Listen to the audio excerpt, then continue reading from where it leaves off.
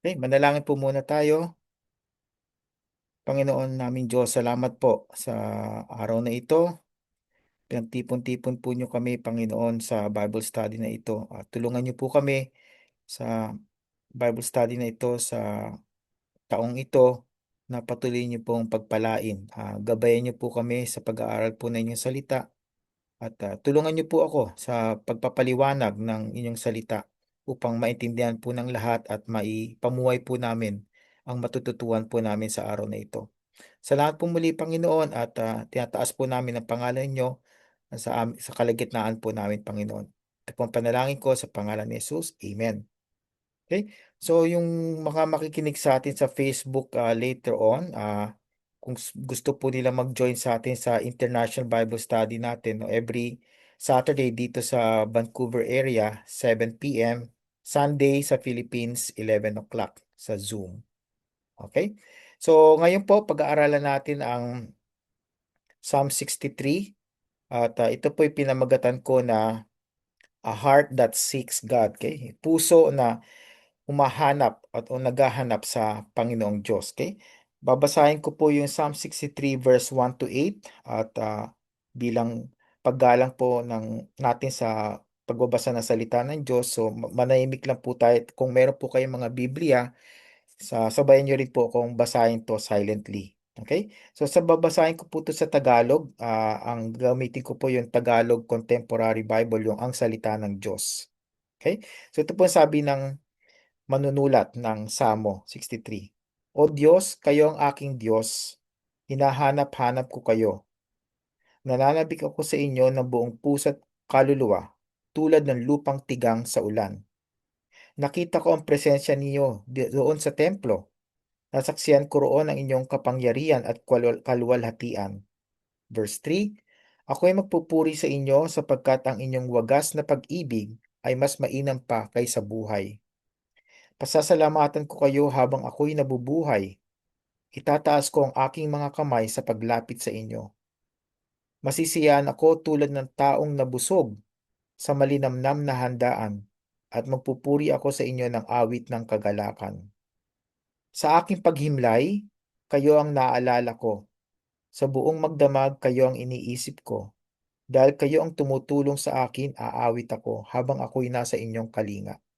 Then verse 8 po, Lumapit ako sa inyo at inalalayan niyo ako ng inyong kanang kamay upang hindi ako mapahamak. Okay? So, dali admit lang natin, Sister Eme. Okay? So, ito po yung pag-aaral natin yung a heart that seeks God. Isa pong puso na naghahanap sa Panginoong Diyos. Hindi lang po yung paghahanap na pansamantala lamang, but ito po yung klase ng paghahanap na panghabang buhay. Okay?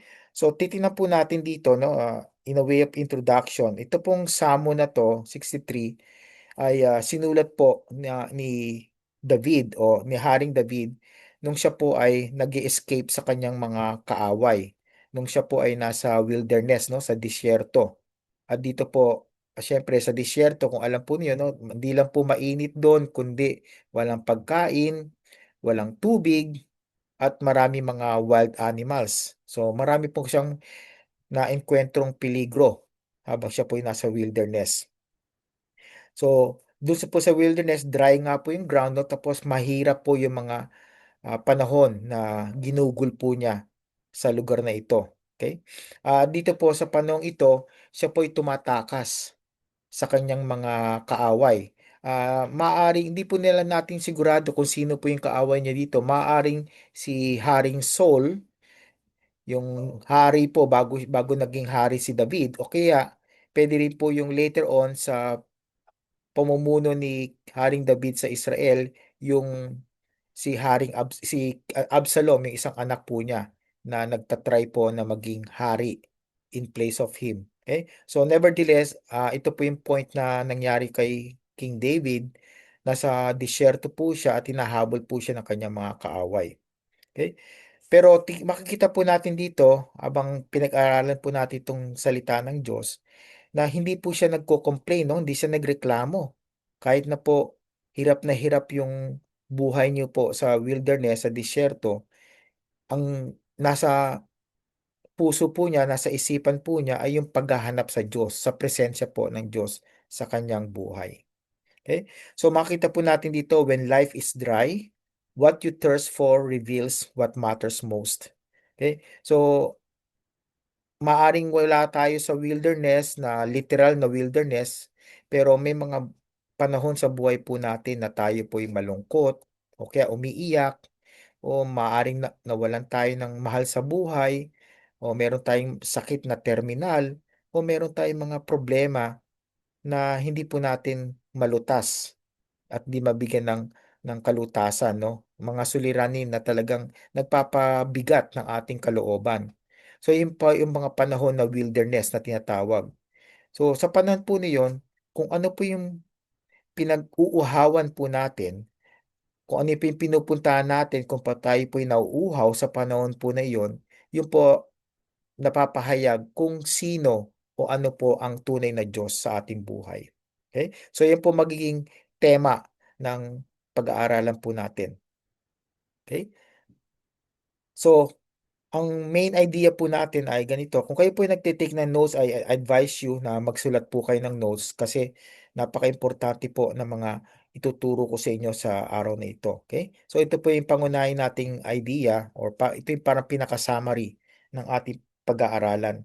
A right year begins with a right pursuit, seeking God Himself above all else.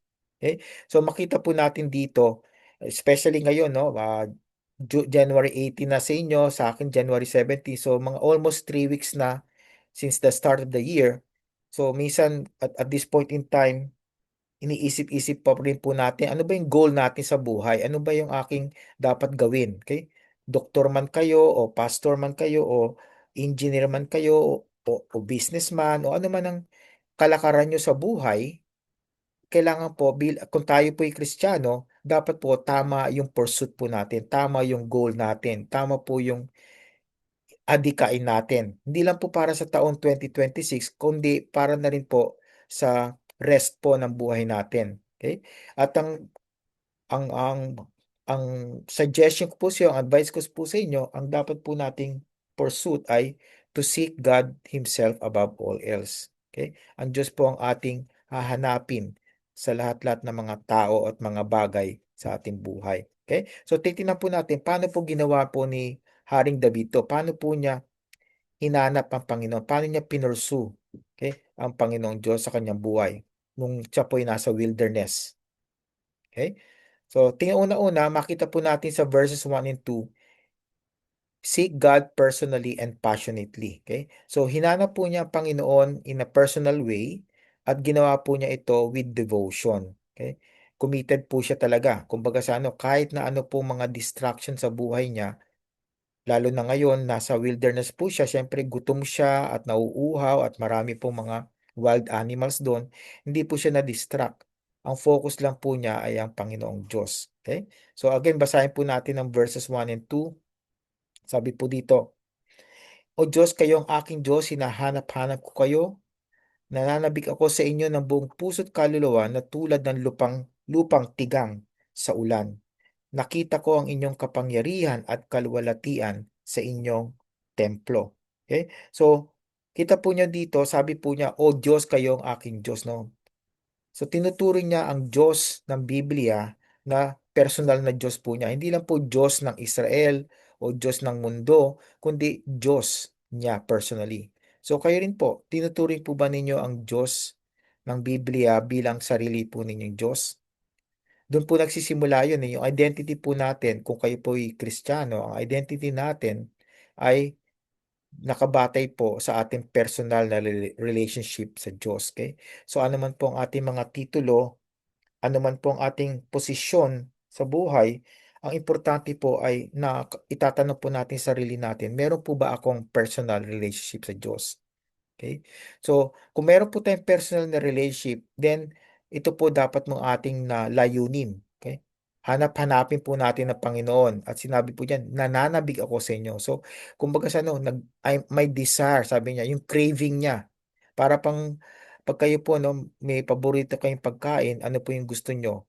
Nananabik kayo lagi doon. Kung gusto niyo yung matamis, maalat, maasim, o mapait, ano man yung pinakagusto niyong pagkain, nananabik kayo doon. Ganon din po siya, si Haring David. Pero ang pinananabikan po niya, hindi pagkain. Pinananabikan po niya yung presensya po ng Diyos. Sabi po niya, nananabik ako sa inyo ng buong puso't kaluluwa na tulad ng lupang tigang sa ulan. Kaya lupa na dry, no? Dry na dry. Siyempre sa wilderness po, walang ulan dyan, mainit, walang tubig. So, ang kanyang puso't kaluluwa, ang hinahanap lamang lang po niya ay ang Panginoong Diyos. Okay? At sinabi po niyang nananabik po siya sa Diyos dahil nung siya po ay nasa Israel pa, meron na po doon tinatawag na sanctuaryo or tabernakulo. Wala pa pong templo yun. Although dito sa ating translation, sinabi po templo. Pero wala pa pong templo sa panahon ni Haring David. Okay? No, siya po ang naging hari, no? Kahit nung bago siya mamatay, dahil si Haring Solomon ang nagpagawa ng templo. Pero during that time, meron pong temporary na temple, yung tabernacle na tinatawag. So doon nakita po ng Haring David na to na pag siya'y pumapasok doon sa tabernacle yon, talaga nararamdaman po niya ang presensya ng Panginoon. Pero tayo ngayon po, mga Kristiyano, hindi po natin kailangan pumunta sa isang building o sa tinatawag natin mga simbahan o church building para po maranasan po natin ang presensya ng Diyos. Dahil kung tayo po'y Kristiyano, alam po natin na ang banal na Espiritu ng Diyos ay nananahan po sa ating puso't isipan. At si Haring David po na panahon yon, na feel po niya, naramdaman po niya talaga ang kapangyarihan at kalawatian ng Diyos sa kanyang ah, pagtungo doon po sa tabernacle o sa santuario. Okay? So ano po yung mga matututuan natin dito sa first two verses nito? Una-una, katulad sinabi ko kanina, God is personal, no? Sinabi po niya, God, you are my God. Ikaw ang aking Diyos. So ang Diyos po, hindi po siya distant. Hindi po siya malayo. Maaring hindi po natin siya nakikita, pero ang Diyos po ay nasa tabi lang po natin. Lalong-lalo na kung tayo po ay may personal na relationship kay Jesus Christ, alam po natin na ang Diyos ay malapit po sa atin. Hindi po siya lumalayo. Ang problema lang po, tayo pong lumalayo sa Kanya minsan. Kaya minsan, we feel that the Lord God is distant from us. Dahil tayo pong lumalayo, hindi po siya. Never po siya lumalayo sa atin. Especially tayo sa ating mga Kristiyano. Okay? So makita po na natin David seeks God early.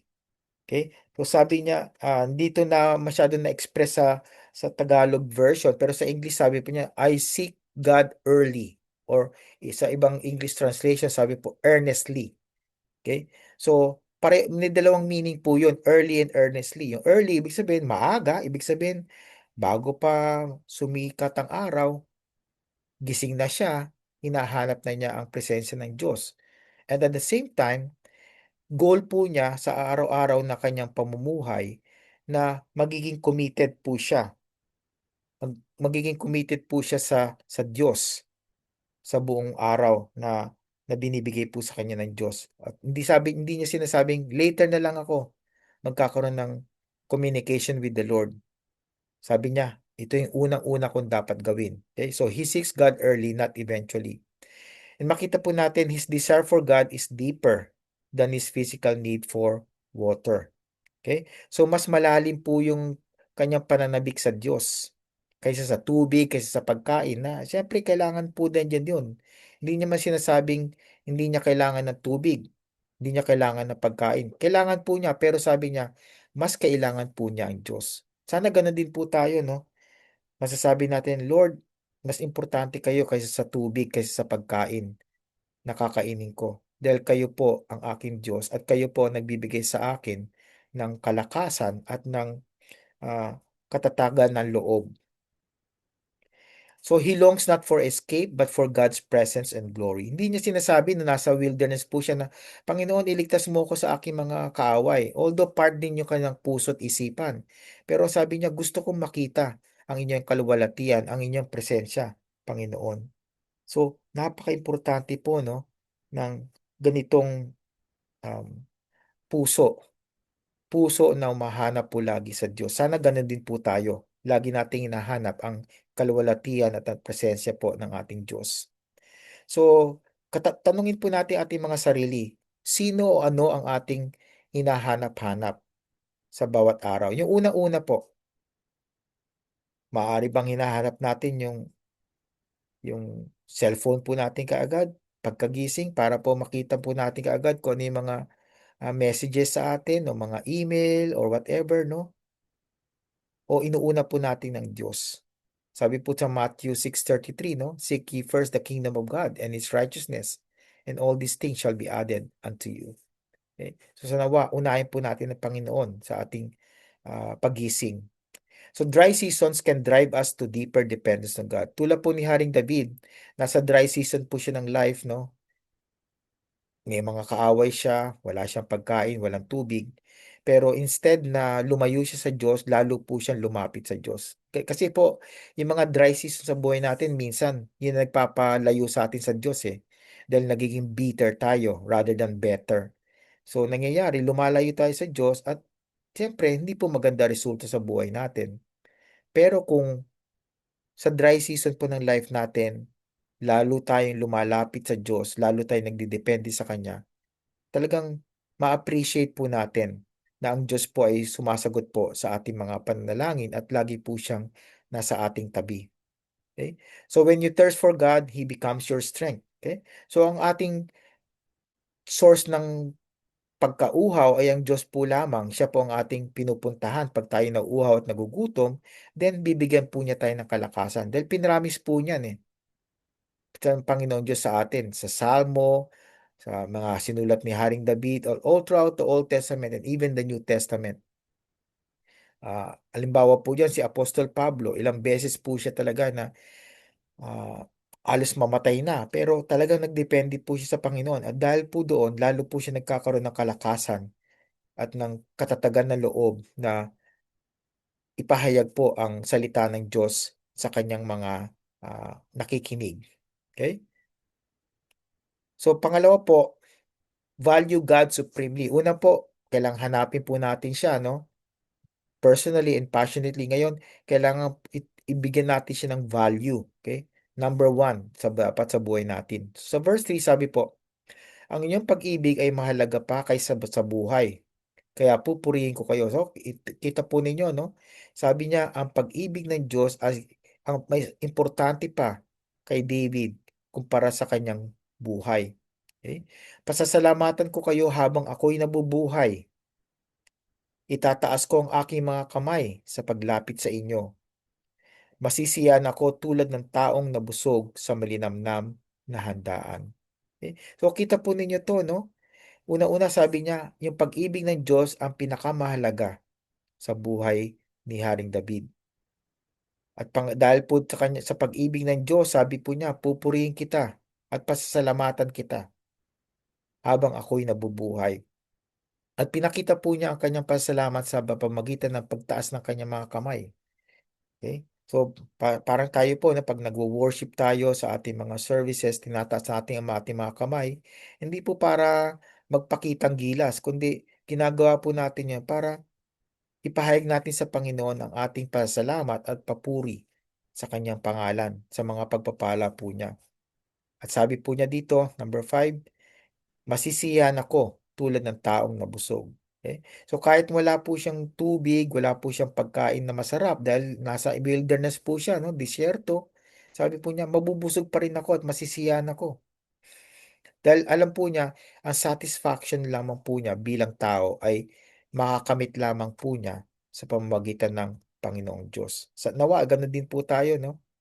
We can say na, I'm satisfied with the Lord. I'm satisfied with Jesus. Wala na po akong kailangan iba, kundi ang Panginoon lamang. Magpupuri ako sa inyo ng awit ng kagalakan. Okay. Alam po natin si Haring David, ano siya, musician po siya, no? Nagpe-play siya ng harp, kumakanta po siya. Kaya nga marami po siyang ginawa na salmo. At ang mga salmo po ay tinatawag na awit. Dahil yan po ay usually kinakanta kapag binabasa po sa mga sinagoga. Okay? So siya po, mag-o-offer siya ng awit ng kagalakan sa Diyos. So tayo rin po, kahit na hindi tayo marunong umawit, pwede po tayong umawit sa Panginoon.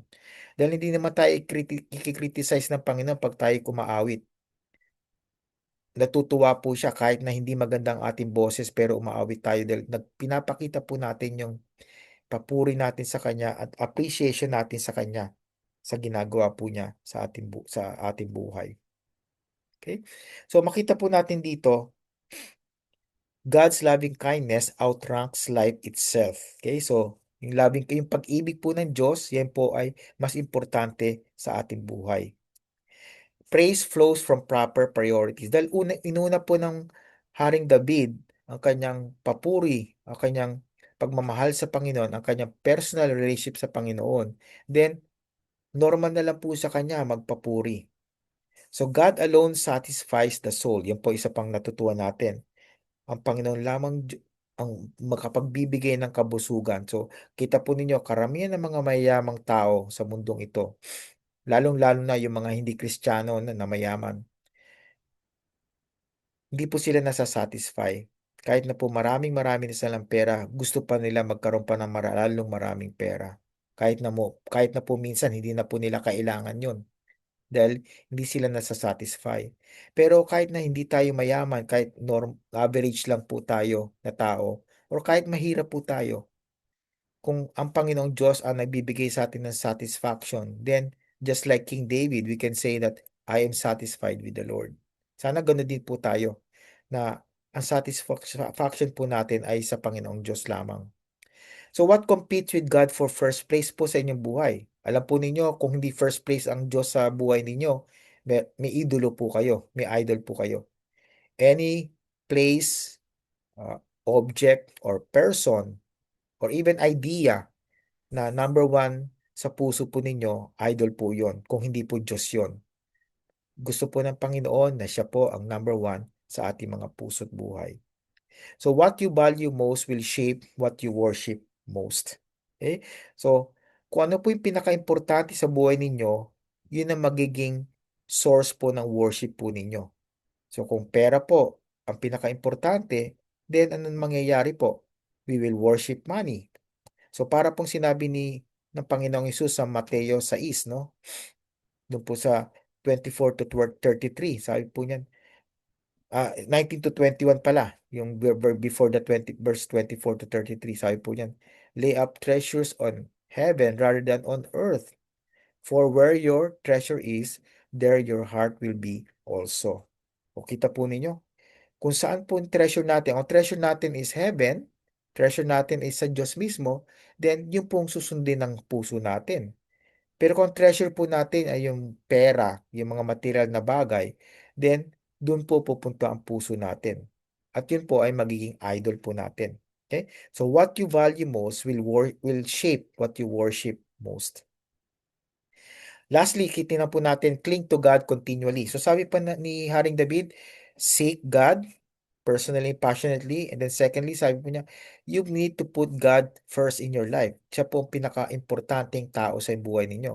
Then pangatlo, sabi po niya, hindi importante lamang na i-value niyo po siya na as number one or lagi niyo siyang hanapin, kundi kailangan dumikit kayo talaga sa Kanya. Cling to God continually. Kumbaga sa ano, kapit tuko kayo sa Kanya. Hindi kayo kakawala. Tandaan po natin, ang Diyos po, hindi siya kumakawala sa atin. Tayo po minsan ang kumakawala. Ayaw natin minsan siyang pansinin. Nine-neglect natin, ini-ignore po siya.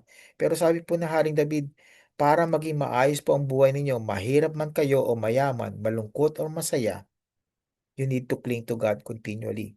So sabi po niya sa verses 6 to 8, sa aking paghiga, kayo ang naaalala ko. Sa buong magdamag, kayo ang iniisip ko. Diba? Patulog na lang siya, hindi po niya iniisip kung ano yung negosyo niya nung araw na yon, kung marami ba siyang kinita. Hindi niya iniisip yung trabaho po niya na gagawin po niya sa susunod na araw. Pero sabi niya, pag ako po'y mahiga na, kayo po ang nasa isipan ko. So buong magdamag na natutulog siya, ang Panginoon na nasa kanya isip. Alam po ninyo paano niyo gagawin yan? Magbasa po kayo ng Biblia bago kayo matulog. Para po ang thoughts po ninyo ay laging pure, ang thoughts po ninyo ay laging admirable, lagi pong maganda, at kapuri-puri. Dahil kung ano po yung ginagawa nating huling-huli bago matulog, yun po ang maglilinger po sa inyong puso't isipan. So, kung gusto po natin maganda ang ating mga panaginip, maganda po ang ating mga thoughts, hanggang sa pagdating po ng susunod na umaga, then ang Panginoon po ang ating alalahanin. Siya po ang ating isipin. Sabi po niya sa verse 7, dahil kayo ang tumutulong sa akin, aawit ako habang ako'y nasa inyong pangangalaga. Kung hindi po ninyo, naintindihan po ni Haring David na ang Panginoon po ay lagi nag-aalaga sa atin. He takes care of us. So lahat po tayo, hindi tayo pinapabayaan ng Panginoon. So dapat lagi tayong kumapit sa Kanya. Kaya sabi po niya sa verse 8, lumapit ako sa inyo at inalalayan niyo ako ng inyong kanang kamay upang hindi ako mapahamak. Okay? Lumapit siya sa Diyos at sinuportahan po siya ng Diyos. So, ganoon din po tayo. Kung tayo po ay nagpo-pursue sa Panginoon, lagi pong chine-chase natin siya, hinahabol-habol natin siya, ano man ang sitwasyon natin sa buhay, susuportahan po niya tayo para hindi tayo mapahamak. Yun po nangyayari minsan kahit tayo napapahamak, nawawala tayo sa tamang direksyon dahil hindi tayo lumalapit sa Panginoon. Yun po ang pangako niya eh. Pag lumapit tayo sa Kanya, aalalayan niya tayo. Hindi niya tayo pakakawalan, hindi niya tayo pababayaan na mapahamak. Nandun po yung protection po niya sa ating buhay.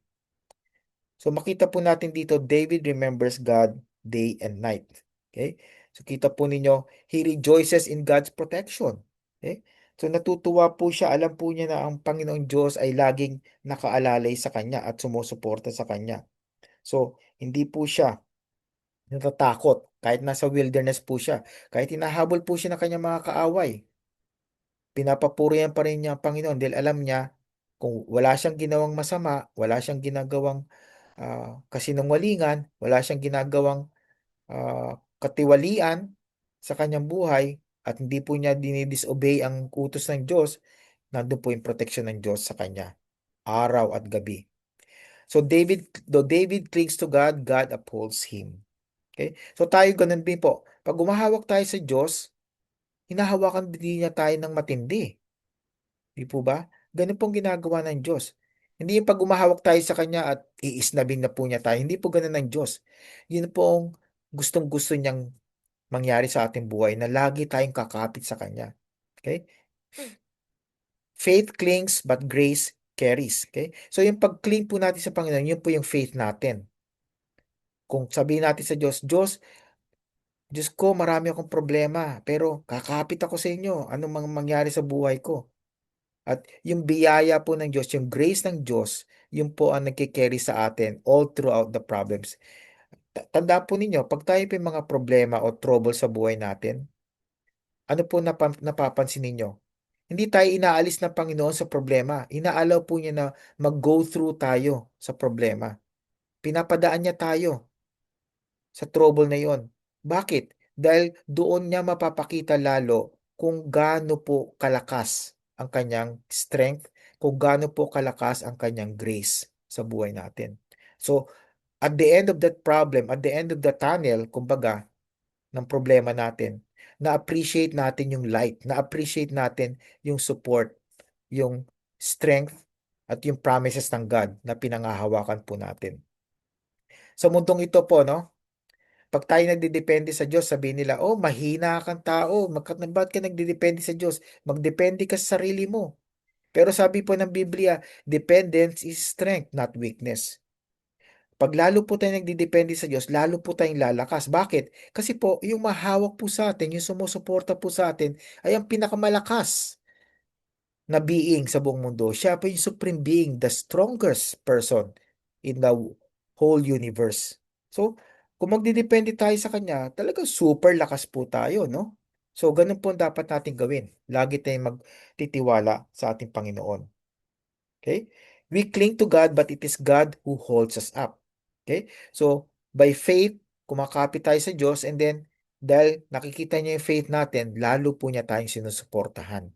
Hino-hold niya tayo sa kanyang mga kamay. Okay? So, in conclusion, ito po yung natutuhan natin, no? Seek God earnestly. Pangalawa, unahin po natin ng Diyos.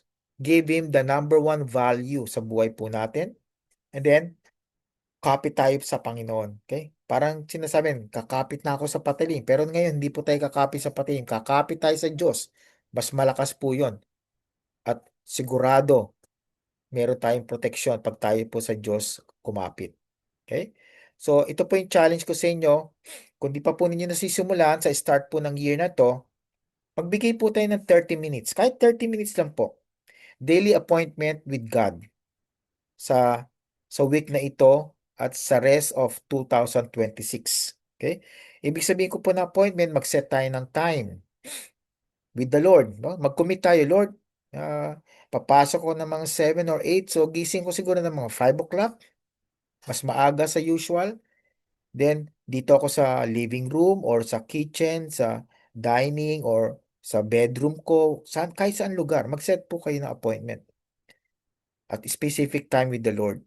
Kung tayo po, meron tayong appointment sa ating mga doktor, sa ating dentist, appointment sa mga employer natin, kung meron tayong hinahanap na trabaho, appointment sa ospital or sa clinic o whatever.